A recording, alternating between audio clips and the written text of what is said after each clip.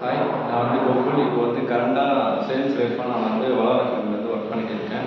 And இப்போது நம்ம என்ன பார்க்க போகிறோம்னா, சேல்ஸ்னால் என்ன, சேல்ஸில் என்னென்ன இருக்குது, என்னென்ன டைப்ஸ்லாம் இருக்குது, ஒரு ஃப்ரேம் ஒர்க்னா என்ன, ஃப்ரேம் ஒர்க்கில் என்னென்ன டைப்ஸ் இருக்குது சேல்ஸில், அதுபடி நம்ம வந்து இப்போ வந்து பார்க்க போகிறோம். ஓகேங்களா? அண்ட் ஃபஸ்ட்டு இப்போ வந்து நம்ம என்ன பார்க்க போகிறோம்னா ரேப்பர் பார்க்க போகிறோம். ரேப்பர்னா ஒன்றும் இல்லை, இப்போ ஒரு கால் பேசுகிறோம்னா, ஒரு கால் நம்ம டயல் பண்ணோம்னா, தேர்ட் பார்ட்டி செகண்ட் பார்ட்டி எடுக்கும்போது நம்ம வந்து ஹலோ, ஹாய் அந்த மாதிரி நம்ம வந்து ஒரு கான்வர்சேஷன், ஒரு ரேப் ஒன்று கிரியேட் பண்ணோம். இப்போ எக்ஸாக்ட்லி இப்போ தமிழில் என்ன சொல்லணும்னா, இப்போ வணக்கம், நல்லா இருக்கீங்களா, அந்த மாதிரி கிரியேட் பண்ணுறது மாதிரி. இப்போ இங்கிலீஷில் வந்து hi, hello, how are you, அந்த மாதிரி ஒரு ரேப்பை கிரியேட் பண்ணிட்டு இருக்குது. தென் வந்து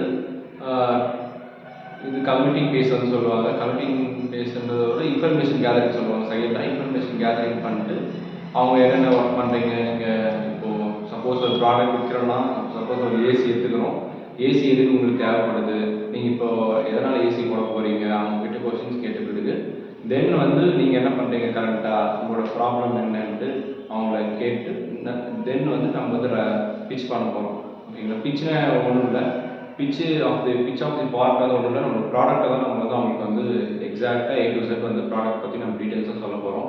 அதுதான் பிச்சிங் பாயிண்ட்ஸில் வரும். அண்ட் இப்போ ஏசினா என்னென்ன இருக்குது, ஏசியில் என்னென்ன டைப்ஸ் இருக்குது, ஏசியில் என்னென்ன ரேட் இருக்குது, என்னென்ன குவான்டிட்டியில் ஏசிஸ் இருக்குது, அது எத்தனை ஆட்டோமேட்டிக்காக இல்லை ரிமோட் கண்ட்ரோல், அந்த மாதிரி ஏசியில் நிறையா இருக்குது. ஓகேங்களா? பிச் முடிச்சுட்டு பிறகு கமிட்டிங் பேஸ்ன்னு சொல்லுவாங்க. கமிட்டிங் பேஸ் வந்து நம்ம வந்து கஸ்டமரோட வேல்யூ வந்து நம்ம எவ்வளோ பில்டு பண்ணியிருக்கோம், கஸ்டமரோட எக்ஸாக்ட் திங்க் என்ன வேல்யூ அவங்க ப்ரொவைட் பண்ண போகிறோம் நம்மளுக்கு, அதை எக்ஸாக்ட் பண்ணிவிட்டு தென் வந்து நம்மளோட ப்ரைஸஸை கோட் பண்ணிவிட்டு அவங்களுக்கு எக்ஸாக்டாக இருக்கா இல்லையா என்ன சொல்ல போகிறோம் நம்ம, அதுபடி நம்ம வந்து லாஸ்ட்டாக ஒரு அப்ஜெக்ஷன் ஹேண்டில் பண்ண போகிறோம். அப்ஜெக்ஷனில் என்ன இருக்க போகுதுன்னா, இல்லை இது ரொம்ப ஹையாக இருக்குது, இந்த ப்ராடக்ட் வந்து ரொம்ப ஹையாக இருக்குது, இது இன்னும் கொஞ்சம் கம்மி பண்ணி கொடுங்க அப்படின்னு சொல்லும்போது நம்ம வந்து என்ன பண்ணணும்னா வேல்யூ வந்து ப்ரொவைட் பண்ணணும். அதோட ப்ராடக்டோட பிச்சை வந்து நம்ம கரெக்டாக பண்ணிட்டோன்னா எனக்கு லாஸ்ட்டில் வந்து இந்த மாதிரியான மணி ப்ராப்ளமான அப்ஜெக்ஷன்ஸ்லாம் வராது. கரெக்டாக டைஜஷன் பண்ணி அந்த ஃப்ரேம் ஒர்க் படி நமக்கு அந்த காலை எடுத்துகிட்டு போனோம்னா நம்ம வந்து சக்ஸஸாக ஒரு டீலை வந்து க்ளோஸ் பண்ணிட்டு போயிட்டே இருக்கலாம். அண்ட் இப்போ வந்து நான் வந்து இப்போது கரெக்டாக டேட் என்னென்னா March 4, 2025 வந்து நான் வந்து இப்போ சேல்ஸில் வந்து இன்னும் நிறைய லேர்ன் பண்ணிகிட்டு இருக்கேன். ஆல்ரெடி நான் 4 மந்த்தாக இந்த சேல்ஸ் ஃபீல்டில் இருக்கேன். ஓகேங்களா? இப்போது 5th மந்த் நான் ஸ்டார்டிங் ஆகிட்டு இருக்குது.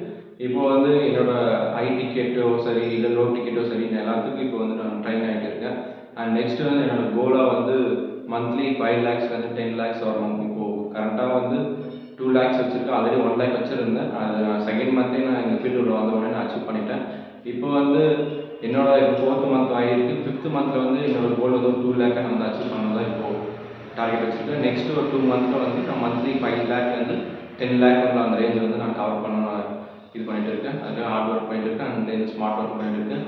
அதனால் நிறைய நான் சேல்ஸில் வந்து கற்றுட்டு இருக்கேன். டிஃப்ரெண்ட் பீப்புள்ஸோட மைண்ட் செட்டும் சரி, அவங்களோட கனெக்ஷன்ஸும் சரி, நெட்ஒர்க்ஸ் வந்து பெரிய பில்டப் பண்ணிகிட்டே இருக்கேன் நானும். சேல்ஸில் வந்து யாருமே சேல்ஸை வந்து நீங்கள் தனியாக வந்து குறை போடாதீங்க. சேல்ஸ் வந்து ஒரு வேறு லெவலான ஒரு ஃபீல்டு.